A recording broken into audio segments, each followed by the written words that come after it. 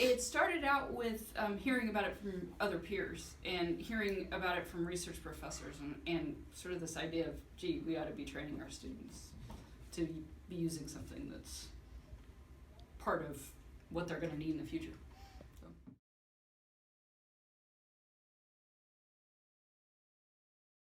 One of the big ones was to get rid of the paper. We have issues with the logistics of returning reports and dealing with students turning them in and that sort of thing. So that was a big part of it. The other part of it was to sort of streamline grading and create a repository where all the student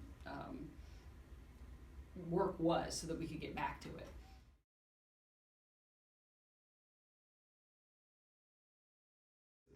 Well, I had started out by looking at a few different ELNs and didn't like the products. They were either too constraining or they were too, they didn't have enough of a class management system.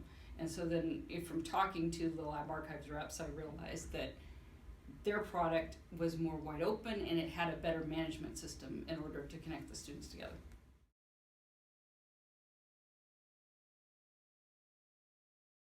I think the biggest thing is the course logistics and actually being able to see all the students' lab manuals. So for instance, this morning I had a student from last quarter come in and he was asking about his grade, and I could actually go in and check and see and immediately see that he needed a grade change. I didn't have to go and collect his old paper notebook and look through all that stuff. So that's the biggest benefit, is actually being able to find the student work. Another benefit is it's actually changed some of the formatting that I do with experiments. So I'm actually having the students include pictures and actually creating experiments that are driven by the observations and the data they can collect visually in lab. So they have to take their pictures, they have to upload them into the LN and create their report that way. So it's changed some of the learning modalities I'm using.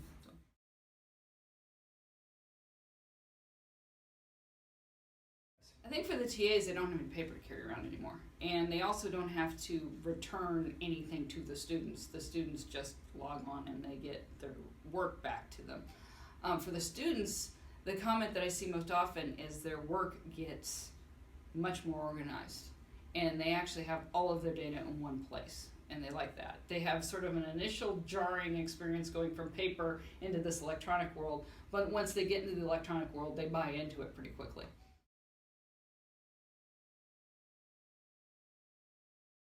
For a long time, I've had an outside website where the lab manual is, and this quarter I've actually integrated the website into the Electronic Lab Notebook, and not only have I embedded PDFs, which have the lab manual files and the extra technique reading and that sort of thing, but I've also put in my podcasts, I've put in YouTube videos, and they embed nicely. You have the nice embedded screen. And what I've found this quarter is the students are less confused about where they need to go with things, because it's all more of the course content is in one place. So they have to do their writing and their input of work in one place, but also all the information is in that same place inside the ELN.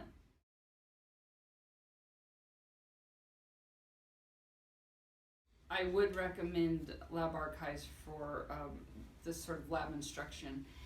One of the biggest assets to LabArchives is the customer support.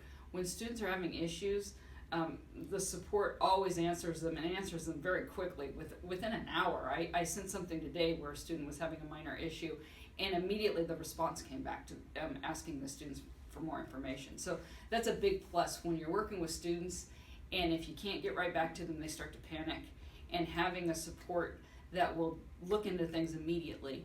And I can't overstate how good and how responsive LabArchives is in many issues, in terms of support issues and that kind of thing, and also in terms of developing new products and being responsive to the needs of us as instructors and putting new things into play.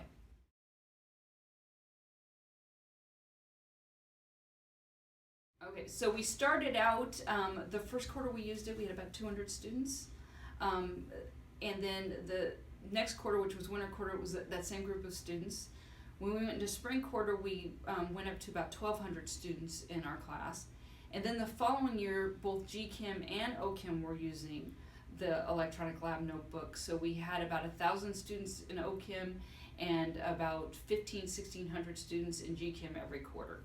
And that's kind of where we're at now. We're adding upper division classes as we go now.